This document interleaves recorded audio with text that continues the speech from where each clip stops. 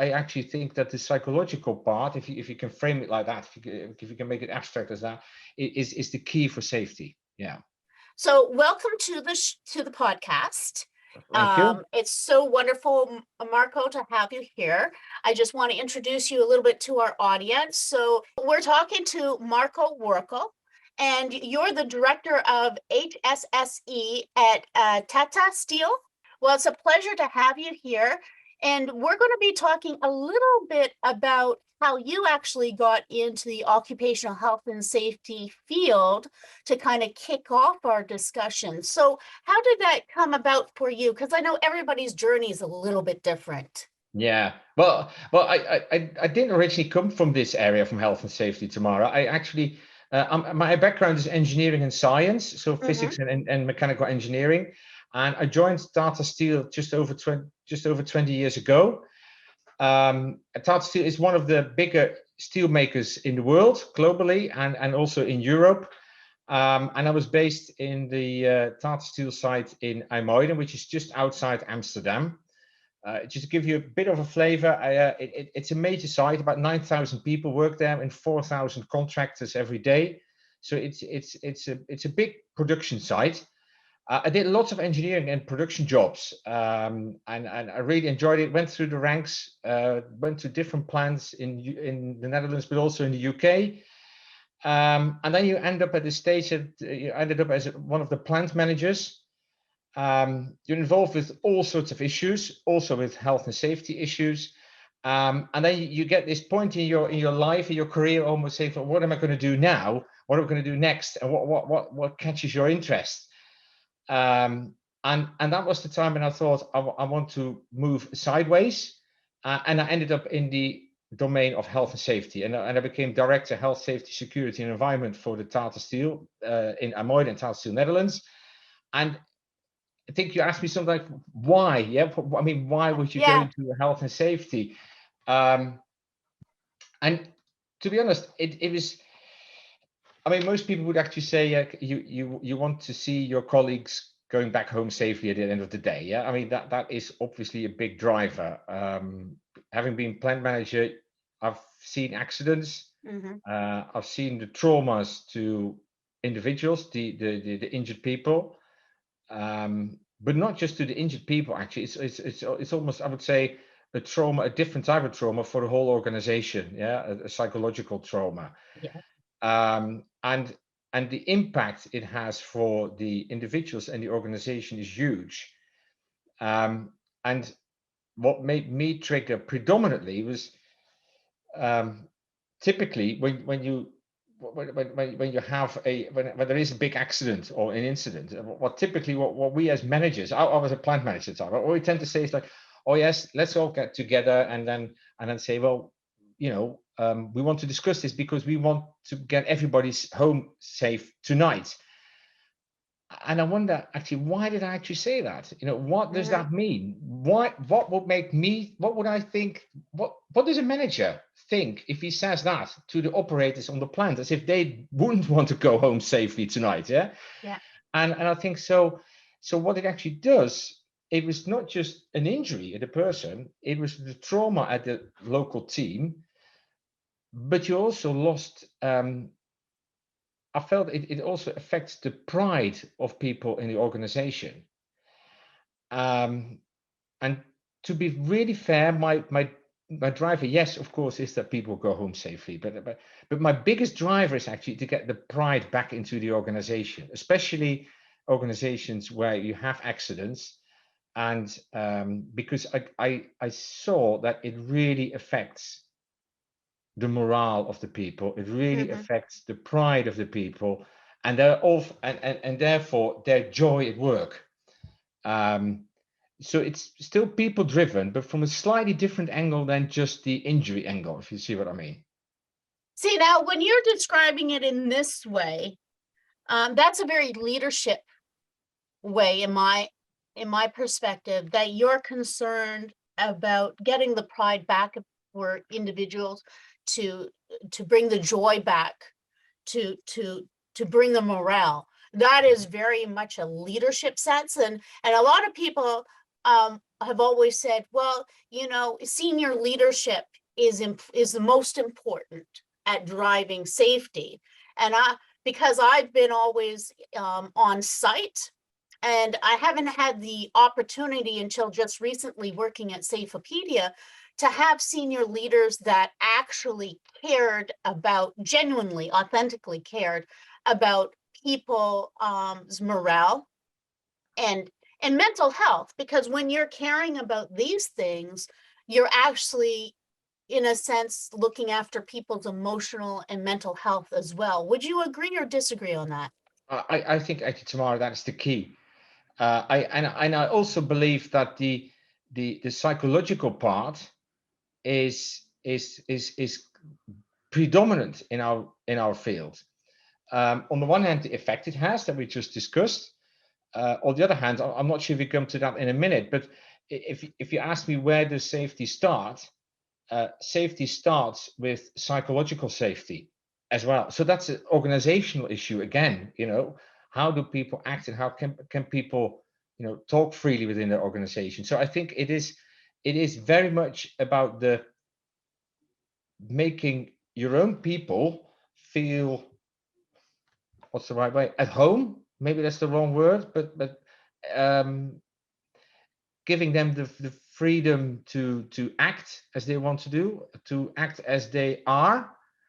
So yeah, I actually think that the psychological part, if you can frame it like that, if you can make it abstract as that, is the key for safety. Yeah.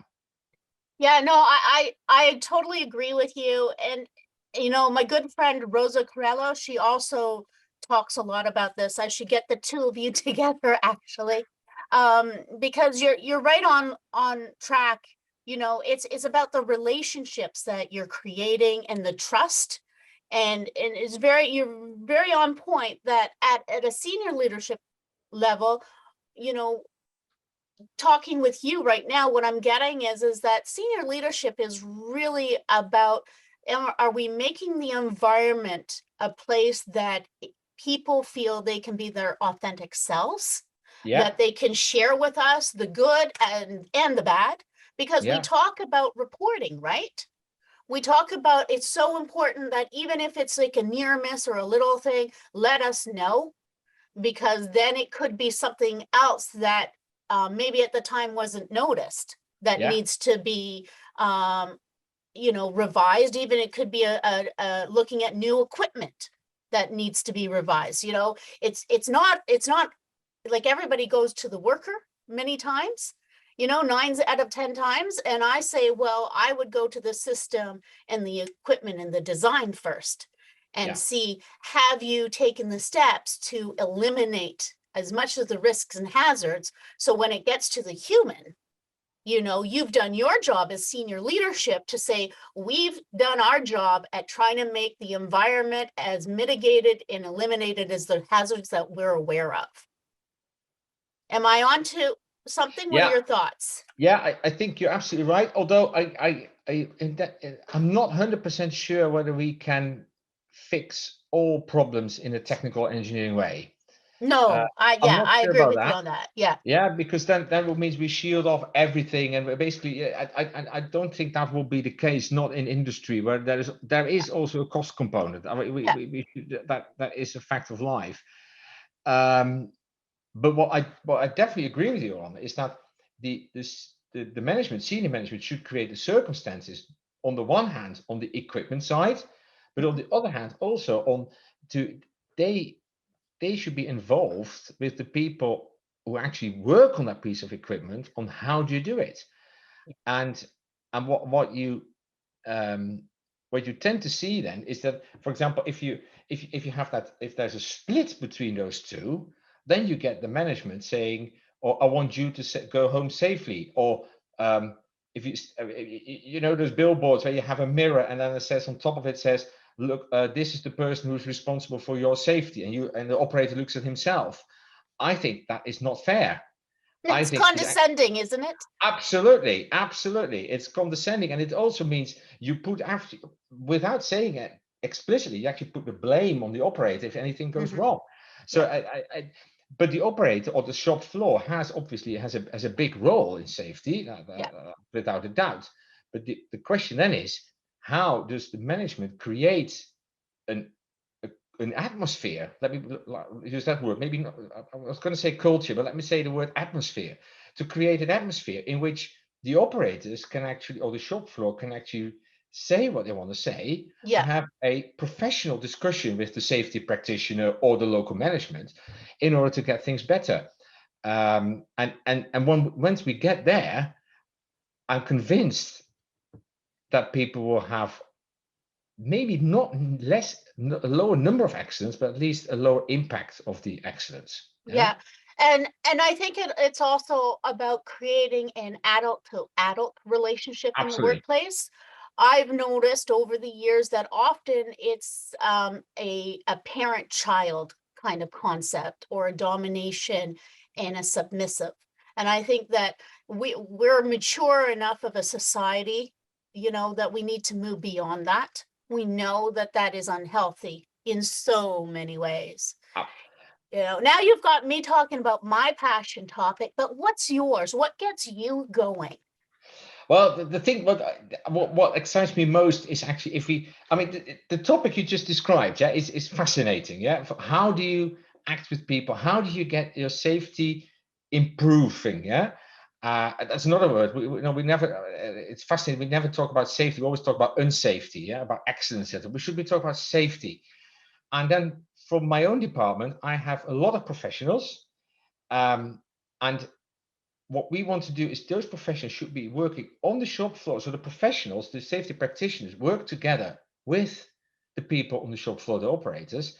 And then what really excites me, if you then turn up at the shop floor, I was there this morning, I was in one of our plants, and then you see what happens if you get these groups interacting. The people who actually do the work, understand how it works in practice, people who know that you can't stick to the working procedure because the work procedure is too theoretical, too abstract, it didn't work, together with the safety practitioners who can then say, okay, but if you can't do it, maybe we can do it slightly differently. And then we have a team and they come up with something new.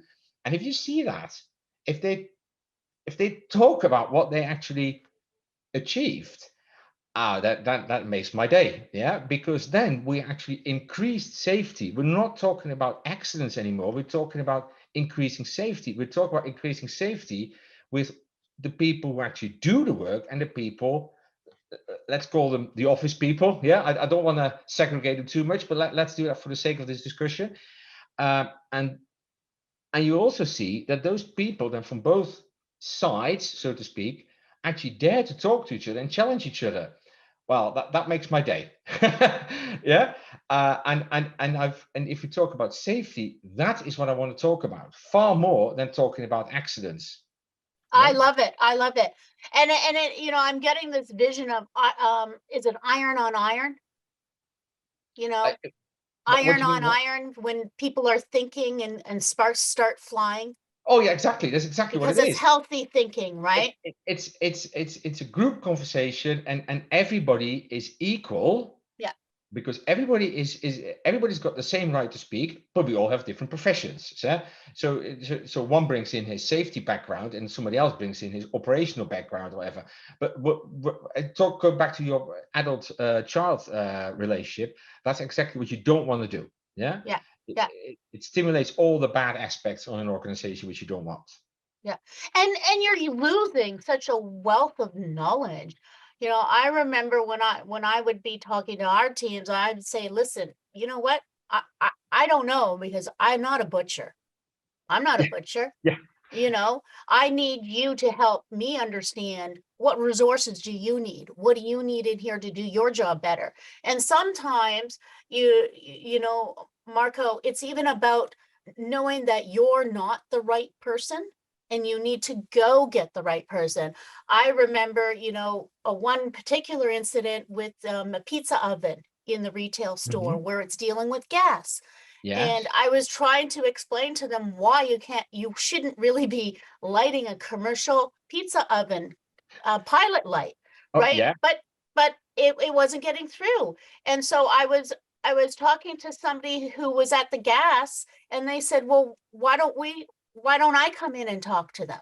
Oh yeah. And I was like, well, and it was Yeah. the first time ever bringing in a resource from outside. I was Oh like, yeah. it can't hurt. It Yeah. can't hurt. Just like, you give it a try. They were there. He was only supposed to be there for 20 minutes. He was there for an hour and a half Oh, yeah. answering people's questions. And Mhm. then right to your point, they talked to him about like, okay, so what policy should we have? How Yeah. should we be training? And they made out this whole program for their own department. And they Yeah. were so, and you talk about the pride and the joy. It was right there with the team. They were like so happy. They brought it. Oh, look at what we created. We created our own policy. And it's like, Yeah. good for you. You know Absolutely. what? If we Absolutely. could get every department to create their own policy and then we just kind of review it, finesse it, we'd probably be doing our job a lot smarter and working smarter than harder. What are Yeah. your thoughts Excellent. about that? But this is exactly the point I tried to make. I fully agree. And and and you see also the fun they have. Yeah. And I don't, we don't always talk about fun. We tend to talk about profit and loss, etc. But it's fun that drives people, Yeah. the most people. Yeah. And Or value, enjoyment at work and value people. Exactly. Yeah. because they were getting to do some thinking work, which they didn't Absolutely. typically get to do because they were line cooks and people doing service jobs, right? And so Yeah. often it was like just do your job, don't think. And this time it was like, no, I want you to think Think to yourself. help you do your job better. And Yeah. they're like, oh, It's fascinating, so isn't it? yeah, And let's face it, most people can think really well. Yeah. So yeah. A we're lot better than we can because they absolutely, know they absolutely.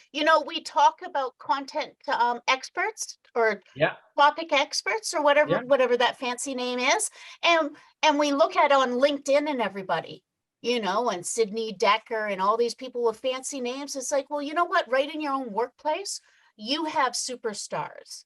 Yes. Find them and bring them out. So what Absolutely. would your recommendations be to help other safety professionals with a challenge like this? Um, my biggest recommendation would be it's difficult to start something like this we just described because it sounds so simple. Um, I mean, who doesn't want to start a program where everybody is happy and fun, etc.? Yeah, nobody can disagree. But we all know people can come up with 10 new reasons why not to do this for whatever reason. No time, it costs too much money, whatever. All our listeners have heard it before. So and then you start thinking, okay, so how am I going to progress this? Do I do this bottom up, yeah, with on the shop floor, or do I start from top down? I tried both, and both times the conclusion was I should have done it the other way around. Yeah, so there is no either or either. You can't do either just top down or bottom up. It doesn't work. I feel because what the problem is, you can never get a whole organization, in my case of 9,000 people, enthusiastic about a new idea. So my biggest tip would be find an area, a small group of people who really want to do this, who are really enthusiastic, maybe not the biggest safety issue, but just the highest chance of success and enthusiastic people who want to spread your word. That is the team you start with. And once you've got that team, because nobody would be bothered to intervene because that team already wants to do it. So the bosses are everybody's just typically happy with it. Once it's a success, it starts spreading, and then you can approach both the top and the bottom at the same time. That would be my idea. And I've given up on saying it's a program starting top down or bottom up. It doesn't work. Get a small team, get success, and then my second tip is don't wait, because there's always a reason to start tomorrow, but you should start today. No, I like what you're saying, and I've heard this from other industry leaders like yourself in different companies that excel in safety. Is that they say, well, we don't start with the whole big thing. Exactly what you're saying, I know when I talking to Malcolm Staves at L'Oreal, they have a little Mhm. program, right? In L'Oreal that you can come up with a safety initiative and Yeah. you pitch it to your manager and then they do it on their site and they get it going.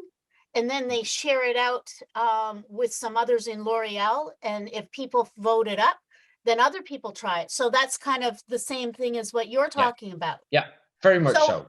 And so how at Tata Steel do you get things that maybe might start from one site and then go more throughout Tata? What's the process for that? Well, I mean, we focus here on one site in IJmuiden. We have meetings with our satellite sites in Europe. Although Tata Steel in the UK and Tata Steel Netherlands are separate companies, we still have a monthly meetings to discuss all the accidents and incidents. We have a formal communication system on that as well with the recommendations. But we also discuss on how is our approach on safety, and what can we learn from each other.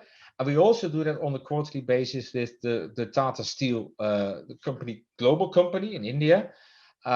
So we have a very good system of making sure that we trickle through all the information within the company, and that everybody can decide for themselves what would be a good point for me to pick up.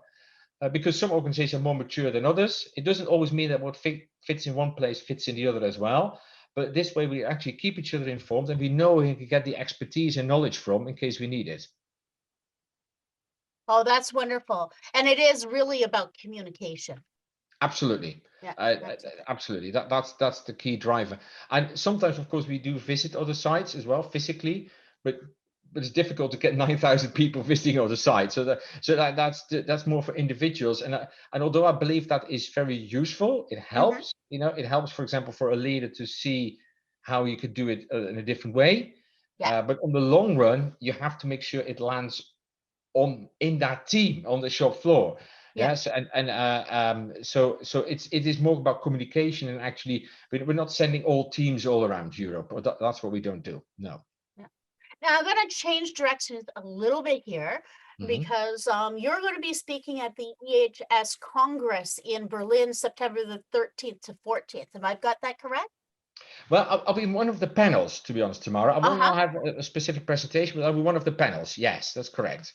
Can you share a little bit about what the panel might be speaking? Just give us a little preview. Well, what I would very much like to have a discussion with the audience is, what we talked about is, you already mentioned Sydney Decker, for example. Yeah, it's the safety differently approach. Everybody, I think, is very probably most HSE practitioners are quite positive about that. You know, to get the people involved, etc. Yep. But what I still struggle with is if you do that, you try to focus on a certain type of culture or safety culture, maybe to get that word back in again. How does that fit with company culture? Because saying something you want to do as a safety practitioner does not necessarily mean it fits well within your company. A steelmaking firm also has a very traditional way of organization, yeah, like a tailor-made organizations. And how are you, if those two approaches are completely different, yeah, how we guide people on safety compared to how we guide people on costs or on quality, then it is very difficult to get this implemented. And yes, I know a lot of people have on their websites, all the big companies have, you know, we have a participative culture, etc. But to paraphrase the words as work as intended versus work as done, I like to paraphrase as in culture as intended versus culture as experienced. Yeah. And that actually brings me back to where we actually started, is the psychological safety. Is the psychological safety actually there? Because otherwise it just sticks to nice words. And what I'd like to see myself tomorrow, what I'm quite interested about, is in a conference. I think you attended many conferences. I attended a few, but what you typically see then is you have a panel who can ask the questions. And in the audience, I don't know, maybe hundreds of people, one or two ask a question, everybody else is too afraid to stand up and tell about their mess ups. Yeah. Yeah. So if we as safety directors think that, safety directors and managers think that psychological safety is so important, do we feel psychologically safe in a conference hall in Berlin to talk about all our actual concerns? And And the reason why I'm saying this is because I tell my colleagues in the management team that psychological safety is most important, but actually is like an adult child again. Yeah, I tell Yeah. them they should be more creating more safe psychological safety. But how good are we at that ourselves? So I find that the major challenge on the conference to see how is that going to work out. And I Yeah. hope I will have a good discussion, some feedback from the people on what I've just said. Yeah. Yeah, no, I think you're bringing up some really beefy stuff here, and it'll be interesting. You know, I like that you're questioning safety culture and how does it fit with company culture. I have a social work background, so I kind of lift an eyebrow at the whole concept of safety culture, because as Hmm. I've said to people, you don't have an accounting culture. They don't run around Yes. saying this is our accounting culture Exactly. or marketing. Like nobody else in the business runs around saying, this is our department's culture, you need to do this, right? Mhm. So I'm not getting why safety thinks that they should be doing that, because it's a put off. As to Yeah. somebody who came into safety a little bit later in their career, I, I'll openly say to you, Marco, I thought that the safety professional was a little bit out there in a zealous way, Yes. and Absolutely.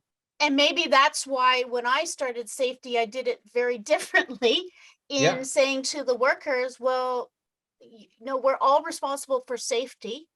You're doing your work, so of course you're responsible for your own actions.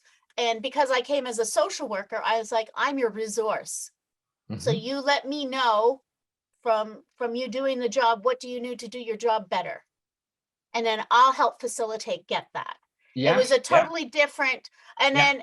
then, managers started coming and complaining at me because they're like, I'm having workers now come up asking me for fatigue mats, for better lighting, for this. I was like, that's wonderful.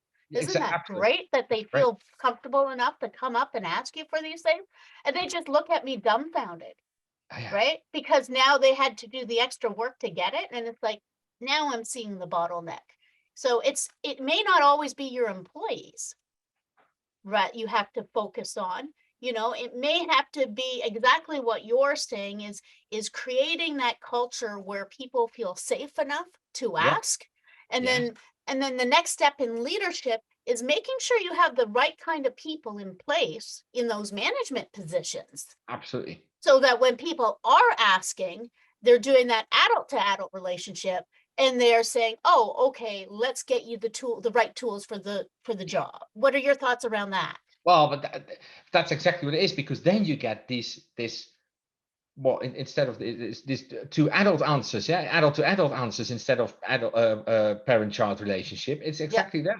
Yep. And the answer, it doesn't necessarily always have to mean that the answer is yes, we'll do everything you ask. Yeah, it just means you have a normal adult relationship and an adult conversation. Yep. Um, and so yeah, I fully agree. I think that's why I try to stay away from the word safety culture. Sometimes it slips in because I've been trained under the zero harm culture. Yep. It's my background as well, and I think it delivered a lot. I'm not going to say it didn't. It helped us an awful lot. It brought us a long way, Yep. but it stalled, and now Yeah. we need to move on. Yeah, it's for us. It's all the thinking. We're talking about adult to adult conversations, right? Yes. And I'm just going to be very upfront and candid with you. One thing that we don't talk about is budgets with employees. And Budget. No. budgets, yeah, no, Yeah. I remember being a site employee and not even realizing about budgets. And Hmm. then when I got more into management, there's budgets and you have to allocate funds. I'm like, Hmm. oh wow, is this a thing? Hmm. Right? I didn't know this. So Hmm. what about having that adult conversation when an employee comes and says, oh well, we need this, instead of just saying no, saying, you know what, it's not in the budget for this year. Let's figure out together what other solution we can. And then, Hmm. write me a proposal about why this is needed and then help them that way. What are your thoughts about that? I, I think that is a professional discussion, an adult Okay. adult discussion. It's, I mean, every employee, whether he's a director or whoever or the operator, knows that if you're working in a commercial business, you have to make a profit. I Right. think Yeah. if you shy away from that, you probably make it worse because you're actually not transparent. People won't believe you. People know costs are part of the discussion. And then obviously you get to go to the next question, as you just said, yeah, how are we going to solve it? Maybe we do it next year. Can we do it slightly differently? Cost is part of the pressures in our business, and we should talk about that and not avoid the topic. Okay. Yeah, we could continue on. I know we could continue on. I'm going to have you on another show because it's been delightful. I'm going to get you and Rosa together, in fact, I think.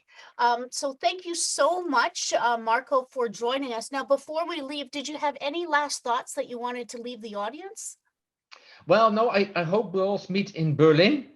And as I said, and I hope we all feel psychologically safe so we can have a very good discussion about the pitfalls we all experience so we can actually really learn from each other. So we'll hope to see you there. Well, thank you. Thank you so much again, Marco, for joining us on the podcast. And everyone, you can see Marco on the panel at the EHS Congress in September. It's in Berlin from the 13th to the 14th of September. So thank you, everyone. Thank you, Marco, again for joining us. Thank you. And if you're looking for great content to share out with your team and other people in your network, please go to safeopedia.com. Until next time, stay safe.